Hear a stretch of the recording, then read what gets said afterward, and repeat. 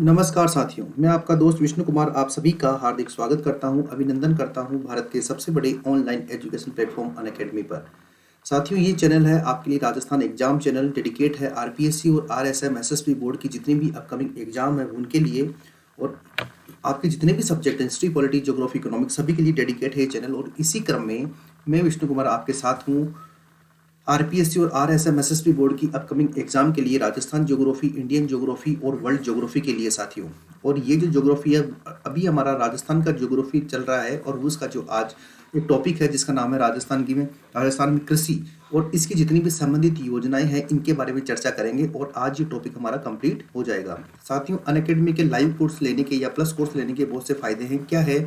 एक तो आपको लाइव स्ट्रक्चर्ड जितने भी कोर्सेज है वो मिलते हैं, एजुकेटर आपको कंप्लीट तैयारी करवाता है, अनलिमिटेड लाइव एक्सेस मिलता है, आप अपनी कैपेसिटी की जांच कर सकते हैं, डाउट क्लियरिंग सेशन यहाँ पर होता है, पीडीएफ डाउनलोड कर सकते हैं, टेस्ट सीरीज ज्वाइन कर सकते हैं और अच्छा गाइडेंस ले सकते हैं। करना क्या है आपको? अनअकैडमी का लर्निंग ऐप डाउनलोड कीजिए, साथ ही आपके मोबाइल नंबर को रजिस्टर्ड करके अपने आप को सेल्फ वेरीफाई कीजिए। उसके बाद आरपीएससी सेक्शन में जाके प्लस पे क्लिक कीजिए और आप केवल 350 रुपीज़ पर मंथ में, केवल 350 रुपीज़ पर मंथ में जो है कोर्स ले सकते हो 24 मंथ्स के लिए। और साथ ही यहाँ पर आप विष्णु कुमार जांगिड को फॉलो कीजिए, जिससे आने वाले राजस्थान ज्योग्राफी और इंडियन ज्योग्राफी की जो टेस्ट हैं जो फ्री ऑफ कॉस्ट होते हैं वो आपको मिल सके और आप उनका फ़ायदा ले सकें। साथियों, इसके अलावा आपको क्या ध्यान रखना है, मेरा रेफरल कोड है विष्णु1, VISHNU1, विष्णु1 मेरा रेफरल कोड है। आप इसका यूज कीजिए तो आपको 10% जो है एक्स्ट्रा डिस्काउंट मिलेगा साथियों। गेट 10% ऑफ अगर आप विष्णु1 कोड का यूज करते हैं तो। ठीक है साथियों, तो ये वही कुछ बेसिक बात। साथियों, जो अपने कदमों की काबिलियत पर विश्वास रखते हैं वही अक्सर मंजिल तक पहुंचते हैं। इस बात को आप बखूबी जानते हो, मुझे बार बार बताने की आवश्यकता नहीं है। साथियों, राजस्थान में एग्रीकल्चर, राजस्थान में कृषि, ये वाला जो टॉपिक है ये हमारा टॉपिक चल रहा था और इसके अंदर हमने बहुत सारी चीज़ें जो है कंटिन्यू देखी है। और आज जो है हम इसके अंदर जो शुरू करने वाले हैं उसके अंदर राजस्थान की कुछ योजनाओं के बारे में चर्चा करेंगे और इसी के साथ में आपका जो ये टॉपिक है ये बिल्कुल कंप्लीट हो जाएगा।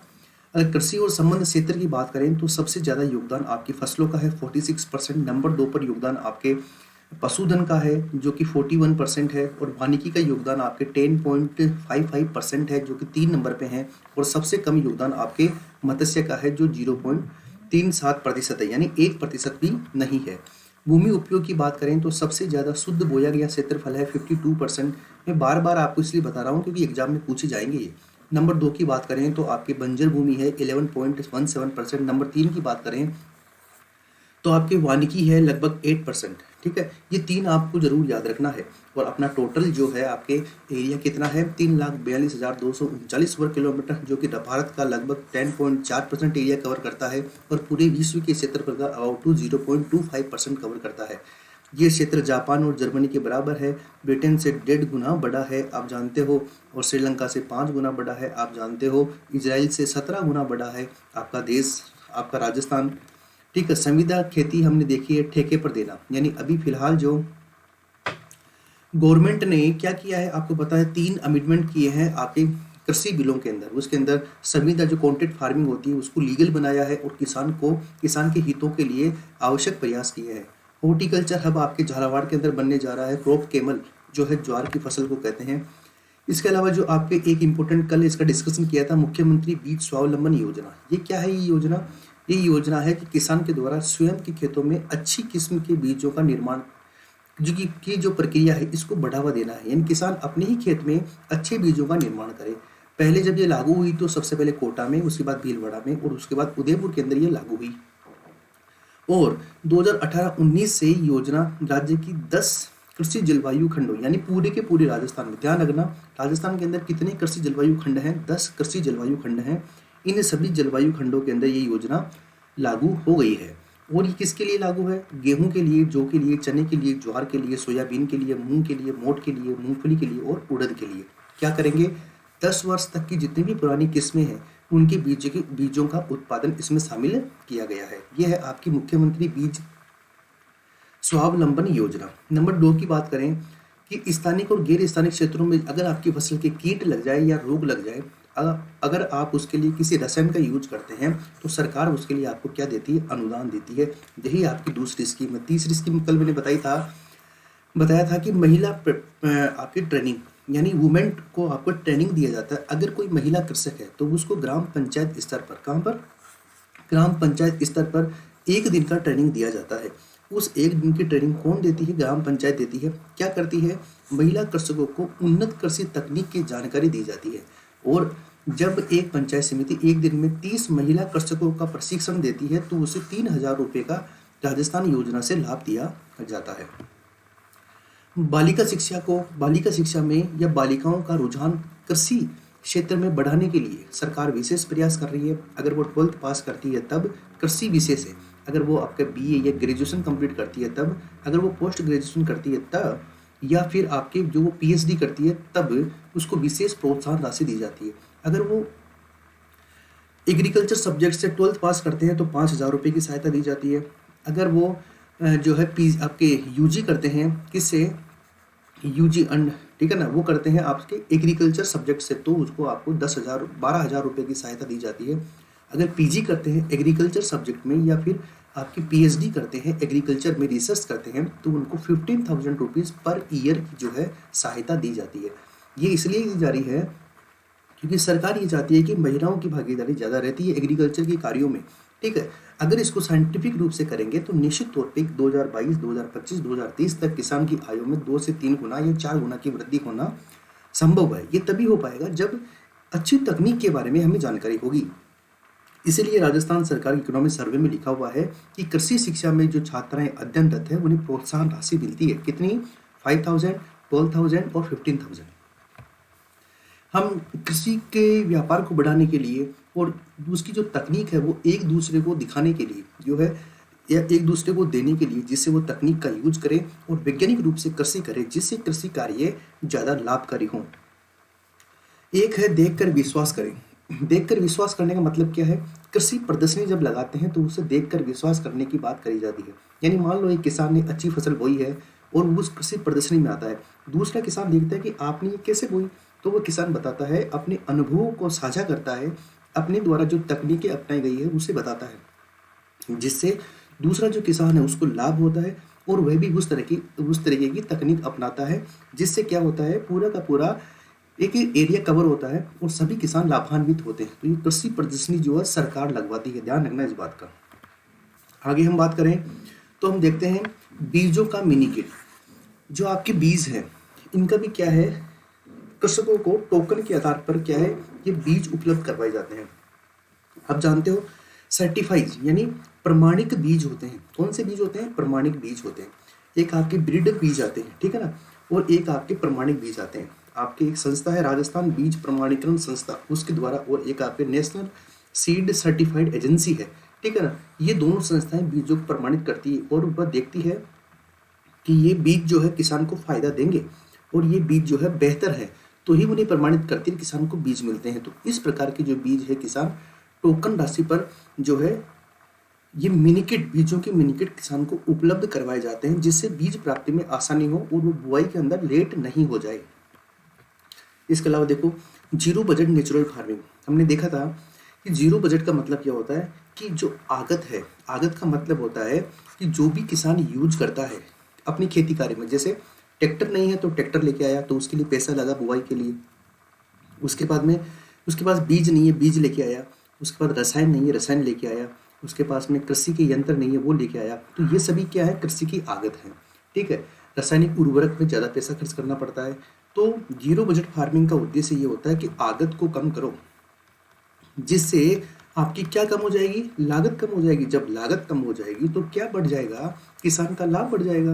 और 2022 तक यशस्वी भारत के यशस्वी प्रधानमंत्री मोदी जी का क्या विचार है कि किसानों की आय को 2022 तक क्या किया जाए, 2 गुना कर दिया जाए। इसीलिए ये सारे प्रयास चल रहे हैं। तो जीरो बजट नेचुरल फार्मिंग क्या है, आपके माननीय मुख्यमंत्री साहब ने भी 2019-20 के अंदर जीरो बजट नेचुरल फार्मिंग की अनुपालना करने की घोषणा की है और इसके लिए एक पायलट प्रोजेक्ट चलाया है। ये पायलट प्रोजेक्ट आपके टोंक में, दूसरा बांसवाड़ा में और तीसरा सिरोही डिस्ट्रिक्ट में ये चलाया जा रहा है। कहाँ चलाया जा रहा है, टोंक में, दूसरा आपके बांसवाड़ा में और तीसरा आपके सिरोही डिस्ट्रिक्ट में ये पायलट प्रोजेक्ट चलाया जा रहा है। इसलिए ये पायलट प्रोजेक्ट क्या है, थोड़ा ज़्यादा इंपॉर्टेंट हो जाता है कि एग्जाम पॉइंट ऑफ व्यू से, क्योंकि एग्जाम में इस चीज़ को पूछेगा और ये पूछेगा कि निम्न में से कौन सा जोड़ा आपके नेचुरल बजट जो फार्मिंग है, जीरो बजट नेचुरल फार्मिंग, इसमें सही सेट बैठता है। तो ये 3 जिले हैं जिनके नाम आप ध्यान रखिएगा, टोंक, बांसवाड़ा और सिरोही। बात समझ में आ गई? ठीक है। इससे क्या होगा, किसान की आगत में कमी आएगी। जब किसान की आगत में कमी आएगी तो किसान आत्मनिर्भर बनने लगेंगे और लागत स्वतः ही कम हो जाएगी। जब किसान की लागत स्वतः ही कम हो जाएगी तो ऑटोमेटिकली किसान का लाभ बढ़ जाएगा और किसान की आय में वृद्धि हो जाएगी। सीधी सिंपल कहानी है, इसके अंदर कोई भी डाउट या कोई दिक्कत नहीं होनी चाहिए भाई आपको। इसी कड़ी में हम आगे बढ़ते हैं। हम देखते हैं राजस्थान कृषि प्रतिस्पर्धात्मक योजना, यानी RACP, Rajasthan agriculture competitive policy. देखो ये क्या है, कृषि उत्पादन एवं उत्पादकता बढ़ाने के लिए, किसानों की आय में वृद्धि करने के लिए, जलवायु प्रतिरोध क्षमता युक्त कृषि करने के लिए, कृषि में सिंचाई जल के उपयोग को कम करने के लिए। एक क्या होता है, जब किसान खेती करता है तो अवैज्ञानिक तरीके से सिंचाई करता है। जब अवैज्ञानिक तरीके से सिंचाई करता है तो शुष्क क्षेत्रों में आप एक समस्या देखते हो। जब किसान खेत में ज़्यादा पानी देता है तो खेत का पानी रिस रिस के नीचे आता है और नीचे क्या होती है, माइका सिस्ट की चट्टानें होती हैं, लवणीय चट्टानें होती है। इन चट्टानों के माध्यम से ये वापस पानी जब ऊपर जाता है तो इन चट्टानों के जो तत्व हैं वो तत्व अपने साथ लेके जाता है और इस जगह पर जाकर अपने खेत के ऊपर जाकर जमा कर देता है। इस प्रक्रिया को विज्ञान के अंदर बोलते हैं केशिकतु प्रक्रिया। क्या बोलते हैं? केशिकतु प्रक्रिया, यानी कैपिलरी सिस्टम। बात समझ रहे हो आप? तो इसको बोलते हैं आपके कैपिलरी सिस्टम या केशिकतु प्रक्रिया। ये इंपॉर्टेंट और खास बात है, तो ध्यान रखिएगा।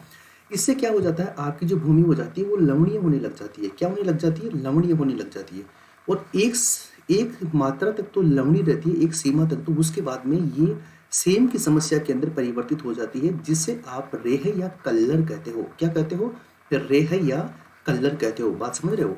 तो ये सेम की समस्या में परिवर्तित हो जाती है, जिसे आप क्या कहते हो? रेह या कल्लर कहते हो। ये क्या है कि एक बड़ी ही गंभीर समस्या हो जाती है। तो जब इसका उद्देश्य क्या है? जलवायु प्रतिरोध क्षमता युक्त कृषि और कृषि में सिंचाई जल के उपयोग को कम करना, यानी इस प्रकार की समस्याओं से निजात पाना भी इसका उद्देश्य है। साथ ही कृषि उत्पादकों के प्रसंस्करण। प्रसंस्करण का मतलब क्या होता है? मैं किसान हूँ, मैंने खेत के अंदर खेत बोया, मेरे से बीज किए, सिंचाई करी, गेहूं निकली, गेहूं की कटाई करवाई और गेहूं का दाना निकल गया। गेहूं का दाना मंडी में गया, मंडी से व्यापारी लेके गया, व्यापारी से फैक्ट्री वाला लेके गया, फैक्ट्री वाले ने उसको जो है उसकी ब्रेड बना दी, उससे क्या बना दिया, उसका आटा बनाया, उससे फिर क्या बनाया, बिस्किट बनाया, बिस्किट पैक हुआ, पैक होने के बाद बाजार में आया, बाजार के बाद मैं उपभोक्ता हूँ, मैंने उस बिस्किट को खाया। तो ये सारी जो प्रक्रियाएं शामिल हुई है, इसे ही आप क्या बोलते हो? कृषि प्रसंस्करण। यानी मैंने केर के पेड़ से केर तोड़ा, पौधे से केर तोड़ा, केर का मैंने क्या किया, फिल्टर किया, उनको साफ किया, उनको अचार बनाया, उनको पैक किया, उसका बाजार में बेच दिया, उपभोक्ता ने अचार को खाया। तो केर के पेड़ से अचार बन के मेरी प्लेट में आ गया। तो ये जो इंडस्ट्री है, इसे आप क्या बोलते हो? कृषि प्रसंस्करण इंडस्ट्री। बात समझ रहे हैं? इसे क्या बोलते हो आप? Food processing units. यही वो चीजें हैं जो आपके कृषि उत्पाद को आपके खाने योग्य बनाती है। तो इस प्रकार के प्रसंस्करण को बढ़ावा देना, और इनके अंदर इससे बढ़ावा देने से क्या होता है कि मान लो जैसे बिस्किट बना दिया, गेहूं बिकता है 20 रुपये किलो, बिस्किट बिकता है आपके 1000 रुपये किलो। क्यों? क्योंकि प्रोसेसिंग कर दी उसकी। तो इसे मूल्य संवर्धन बढ़ाने के उद्देश्य से आपके राजस्थान कृषि प्रतिस्पर्धात्मक योजना, यानी Rajasthan agriculture competitive policy and program start किया गया, जो कि आपके वर्ल्ड बैंक के सहयोग से शुरू किया गया। It's very important. किसके सहयोग से? वर्ल्ड बैंक के सहयोग से शुरू किया गया। ये परियोजना आपके 17 जिलों के अंदर लागू है और 17 चयनित क्लस्टरों के अंदर लागू की जा रही है। बात समझना, राजस्थान कृषि प्रतिस्पर्धात्मक योजना 17 जिलों में लागू है। ऐसे ही आपके एक दूसरा टेक्नोलॉजी का एक मिशन है, एक आपकी कृषि जो है एरिया, इसको बढ़ाने का एक मिशन है, जिसका नाम क्या है? राष्ट्रीय कृषि विस्तार एवं तकनीकी मिशन, यानी यानी national mission of agriculture extension and technology, यानी NMAET, national mission on agriculture extension and technology, यानी राष्ट्रीय कृषि विस्तार एवं तकनीकी मिशन। देखो नाम से ही क्या है? तकनीकी। किसका विस्तार? तकनीक का विस्तार। और राष्ट्रीय कृषि का विस्तार। अब तकनीक का विस्तार कैसे करेंगे? जैसे मान लो एक वैज्ञानिक है, कृषि वैज्ञानिक है, उसको अच्छी चीज़ें पता है कि आप साइंटिफिक रूप से इस तरह से एग्रीकल्चर कर सकते हो और ये एग्रीकल्चर आपको इतना फ़ायदा देगी। तो इस तरह से क्या होता है, जब वो एग्रीकल्चर करता है वैज्ञानिक पद्धति से तो फिर उसको लाभ ज़्यादा होता है।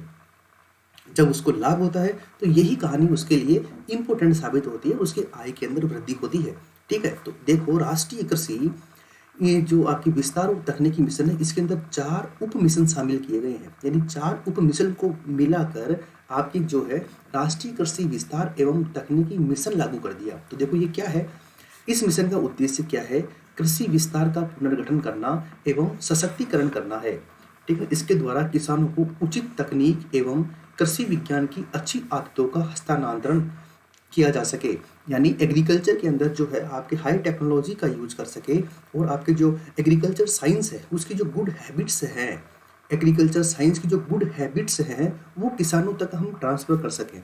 उससे क्या होगा, किसान को बेस्ट फ़ायदा होगा और वो साइंटिफिक बेस में एग्रीकल्चर का जो है एक्टिविटीज़ को डन करेगा, जिससे क्या होगा, उसका जो एफिशिएंसी है वो ज़्यादा बढ़ जाएगी, उसका जो प्रॉफिट है, बेनिफिट है वो ज़्यादा बढ़ जाएगा। बात समझ रहे हो आप। देखो केंद्रीय और राज्यांश यानी सेंट्रल गवर्नमेंट और स्टेट गवर्नमेंट, अगर इसका फाइनेंस देखें तो ये 60:40 है, यानी अगर आपके 100 रुपीज़ खर्च होते हैं तो उसके अंदर 60 रुपीज़ का पेमेंट कौन करेगा, सेंट्रल गवर्नमेंट करेगी, और अबाउट टू 40 रुपीज़ का पेमेंट कौन करेगा, आपके स्टेट गवर्नमेंट करेगी। Please keep in mind, okay. ये आपके इकोनॉमिक सर्वे के अंदर मेंशन है, इसलिए आपके एग्जाम पॉइंट ऑफ व्यू से बहुत ज़्यादा इंपॉर्टेंट है। आगे बढ़ते हैं, इसके 4 उप मिशन हैं, इसके 4 क्या है, उप मिशन है। अब कौन कौन से उप मिशन है इसके 4, उनकी भी चर्चा कर लेते हैं। कृषि विस्तार पर उप मिशन नंबर 1 क्या है, आपके एग्रीकल्चर का एक्सटेंशन करने की बात करता है। ये क्या करता है, एग्रीकल्चर एक्सटेंशन यानी कृषि का विस्तार पर उप मिशन है।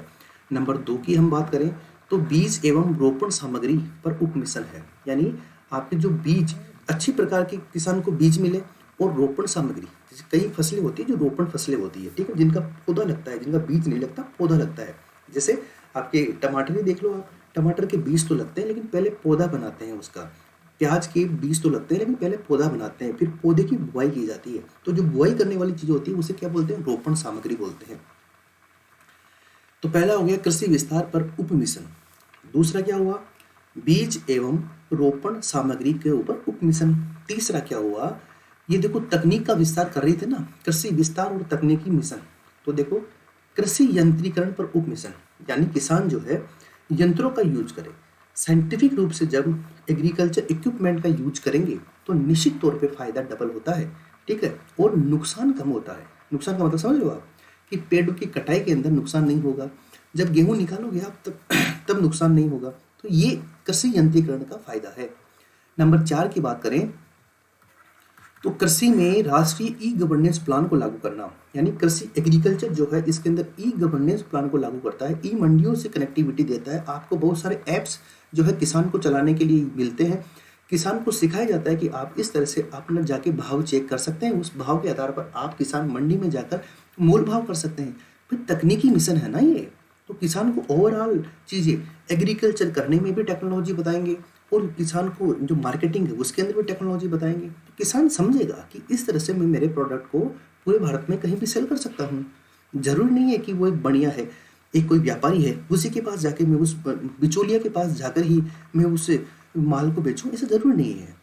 ठीक है, इसीलिए हमने क्या किया, राष्ट्रीय कृषि विस्तार एवं तकनीकी मिशन को शुरू किया। इकोनॉमिक सर्वे की योजना है, इसलिए बहुत ज़्यादा महत्वपूर्ण है। नेक्स्ट हम बात करते हैं राष्ट्रीय टिकाऊ खेती मिशन के बारे में। राष्ट्रीय टिकाऊ खेती मिशन यानी national mission of sustainable agriculture. देखो ठीक है, टिकाऊ खेती मिशन का मतलब क्या होता है कि इसके अंदर 4 योजनाएं पहले से चल रही है। नंबर 1 राष्ट्रीय सूक्ष्म सिंचाई मिशन, नंबर 2 राष्ट्रीय जैविक खेती परियोजना, नंबर 3 राष्ट्रीय मृदा स्वास्थ्य कार्ड योजना, और नंबर 4 वर्षा आधारित क्षेत्र विकास कार्यक्रम।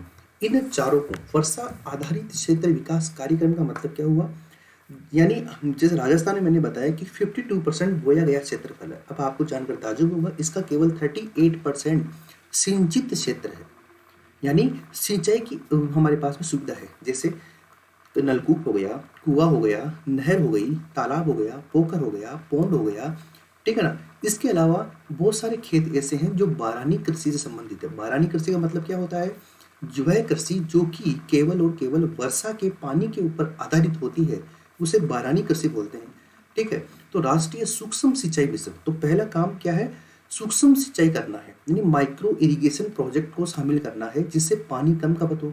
दूसरा, जैविक कृषि की योजना। तीसरा, हमारे सोइल हेल्थ को हम जांचेंगे, हम देखेंगे कि इस मिट्टी के अंदर किस चीज़ की कमी है। जिस चीज़ की कमी है वही हम मेंशन करेंगे, उसके अंदर जबरदस्ती यूरिया नहीं डालेंगे। हो सकता है उसमें पोटास की कमी हो सकता है उसके अंदर नाइट्रोजन की कमी हो सकता है उसमें फास्फोरस की कमी हो सकता है ह्यूमस की कमी हो। तो जिस चीज़ की कमी होती है उसी चीज़ को मिट्टी के अंदर डाला जाए, तो उत्पादकता और उत्पादन दोनों के अंदर बढ़ोतरी संभव है। ये 100% सही बात है। मानते हो कि नहीं मानते आप? इस बात को मानना पड़ेगा, आप इस बात को। देखो आगे,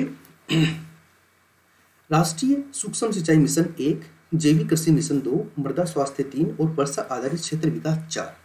इन चारों को एक करके एक नया मिशन चलाया जिसे बोला नेशनल मिशन और sustainable agriculture. National mission on sustainable agriculture यानी राष्ट्रीय टिकाऊ खेती मिशन। इसका जो फाइनेंस रेशो है वो 60-40 है, यानी 60-40 का इसका अनुपात है। किसका अनुपात है? 60-40 का ये अनुपात है कि ये 60:40 जो है इसको देगा। 60 का मतलब क्या हुआ? सेंट्रल गवर्नमेंट पे करेगी, और 40 का मतलब क्या हुआ? आपकी जो 40% है इसका मतलब क्या हुआ? स्टेट गवर्नमेंट पे करेगी। ठीक है। इसके अंदर भी 4 उप मिशन शामिल किए गए हैं। कौन कौन से हैं? नंबर 1, वर्षा आधारित क्षेत्र विकास कार्यक्रम। नंबर 2, मृदा स्वास्थ्य कार्ड योजना। नंबर 3, परंपरागत कृषि विकास योजना। और नंबर 4, कृषि वानिकी पर उप मिशन। यानी सरकार ये बोलती है कि आप वानिकी को बढ़ावा दीजिए, आप हॉर्टिकल्चर को बढ़ावा दीजिए, आप बागवानी को बढ़ावा दीजिए। ठीक है ना।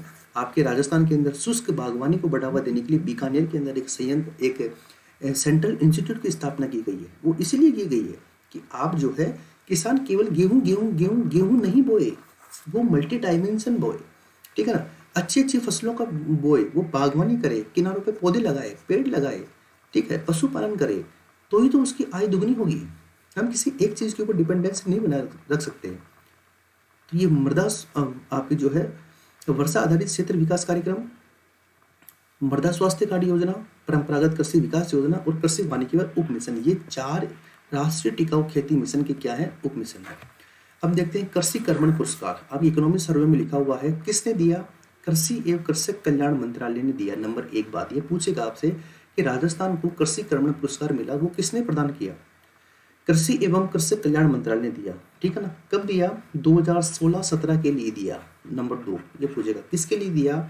दलहन उत्पादन के अंदर उत्कृष्ट प्रदर्शन करने के लिए दिया, यानी दलहन उत्पादन हमने किया और बेहतर रूप से उसका प्रदर्शन किया। नंबर 3। नंबर 4 क्या दिया? 2 करोड़ रुपए दिए। क्या दिया? 2 करोड़ रुपए और एक प्रशस्ति पत्र दिया, एक ट्रॉफी दी। ठीक है। तो देखो ये 4 बातें हैं। कृषि कर्मण पुरस्कार राजस्थान को मिला, अच्छी बात है ये।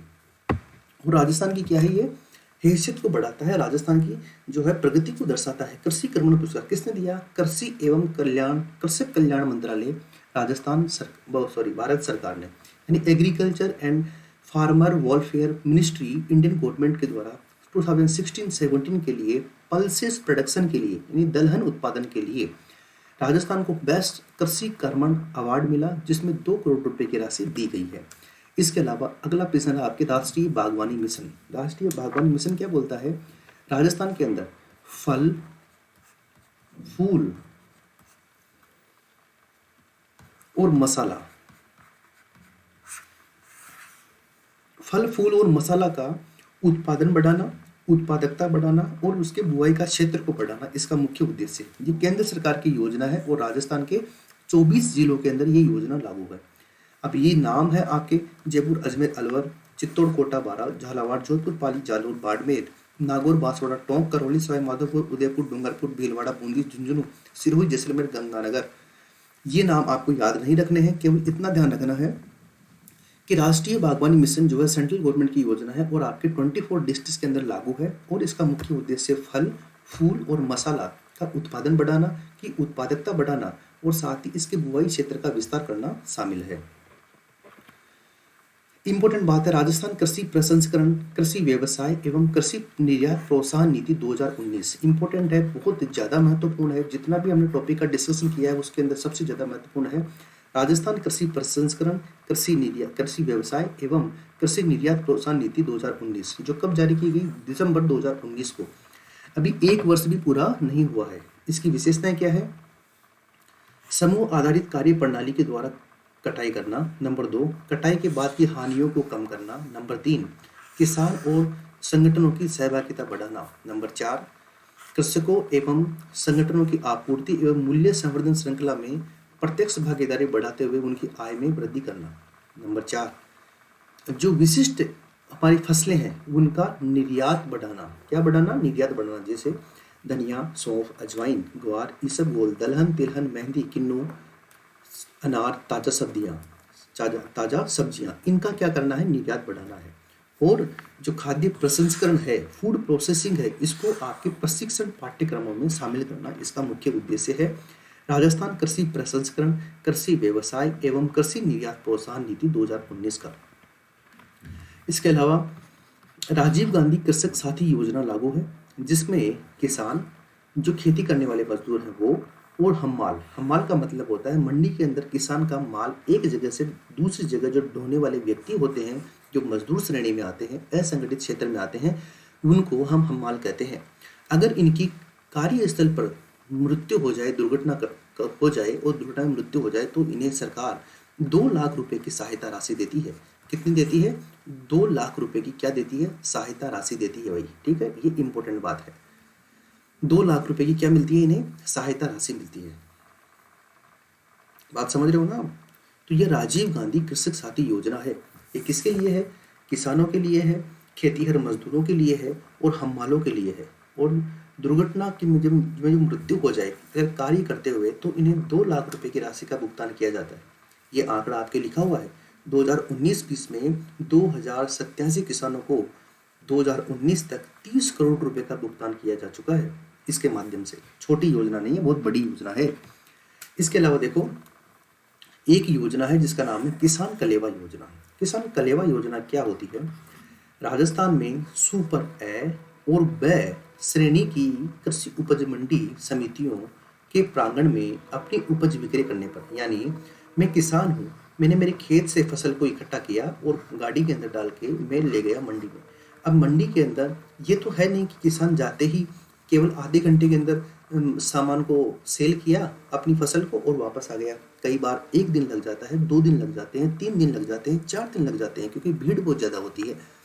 तो किसान जब गांव से दूर अपने शहर में आ गया तो यहाँ पर रहेगा कहाँ पे? ये खाना कहाँ पे खाएगा? खाना खाएगा तो 100 रुपये एक टाइम के चाहिए। अगर 4 दिन वो रुक गया तो उसके तो 1000 रुपये का खाना हो गया। ठीक है ना? चाय पानी मिला के 1500 रुपये खर्चा हो गया। तो ये किसान के ऊपर क्यों? तो अगर वो सुपर ए मंडी में या ब मंडी में जाता है तो वहीं पर, यानी कृषि उपज मंडी में ही जो है किसान कलेवा योजना के माध्यम से वो केवल 5 रुपये की दर पर बेहतर और पोषण युक्त खाना खा सकता है। केवल 5 रुपये का टिकट कटाना है और वो 5 रुपये के टिकट में सुबह खाना खा लेगा, अगले 5 रुपये के टिकट में शाम को खाना खा लेगा। यही योजना है आपकी किसान कलेवा योजना, ध्यान रखना। इसके अलावा महात्मा ज्योतिबा फुले मंडी श्रमिक कल्याण योजना 2015 में लागू की गई है। इस योजना की मुख्य विशेषता क्या है कि कोई भी आपकी जो मंडी का श्रमिक है, अगर उसकी पत्नी या वो खुद अगर महिला श्रमिक है तो अगर प्रेगनेंसी के दौरान उसे प्रसूति सहायता मिलती है, नंबर 1। नंबर 2, अगर उसकी बच्चियां हैं और वो पढ़ी लिखी है तो उसके विवाह के लिए उसे सहायता राशि मिलती है। नंबर 3, अगर उसका पुत्र या पुत्री छात्रवृत्ति लेता है तो उसको छात्रवृत्ति मिलेगी।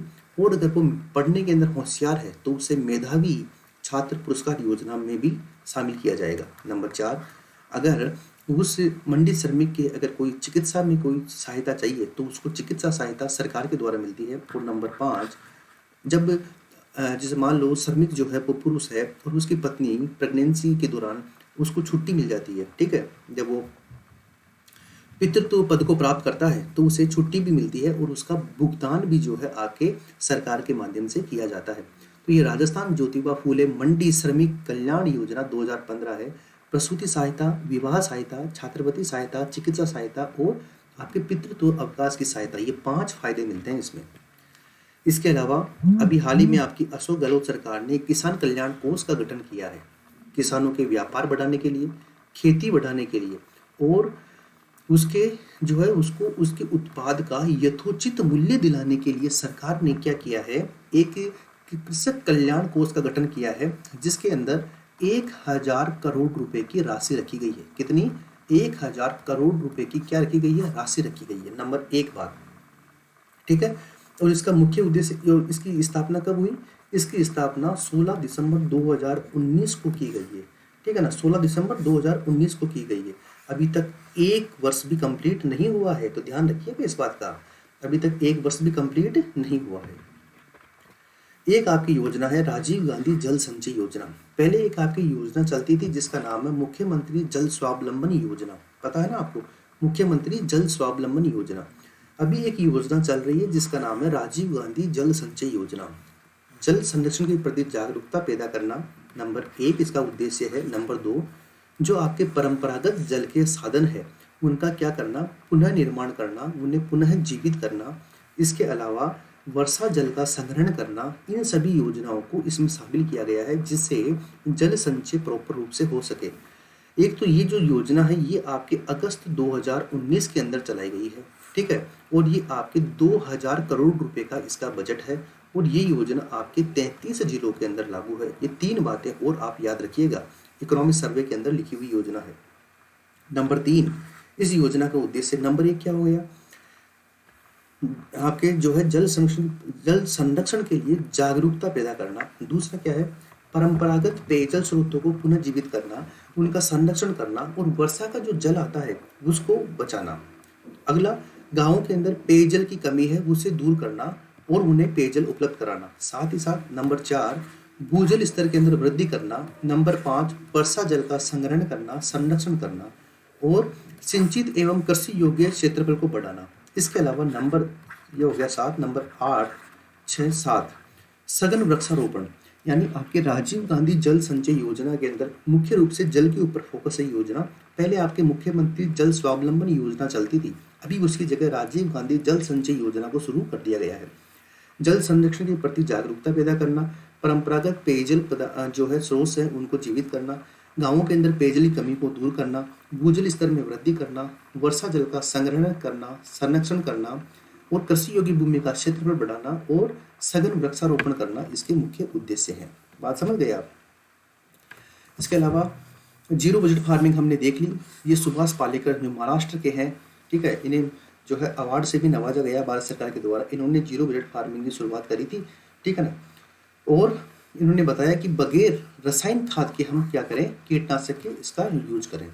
जैविक कृषि आप जानते हो, रासायनिक खाद और कीटनाशक की जगह हम जैविक खाद या प्राकृतिक खाद का यूज करते हैं, ठीक है। और जिससे क्या होता है, हमारी जो है जैविक कृषि के अंदर परफॉर्मेंस बढ़ती है। भारत जो है पूरे विश्व के अंदर 9वें स्थान पे है। एक संस्था है moment, international federation of organic agriculture movement ने बताया कि भारत जैविक कृषि के अंदर 9वें स्थान पर है।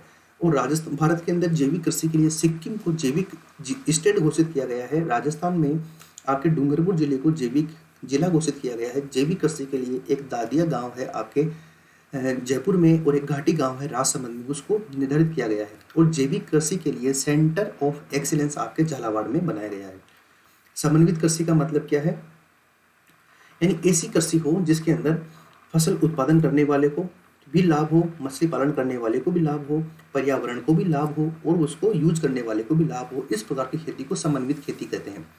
यानी फसल का उत्पादन कर सकते हैं, मवेशी पाल सकते हैं, फलों का उत्पादन कर सकते हैं, सब्जी का उत्पादन कर सकते हैं, मछली पाल सकते हैं, वानिकी कर सकते हैं।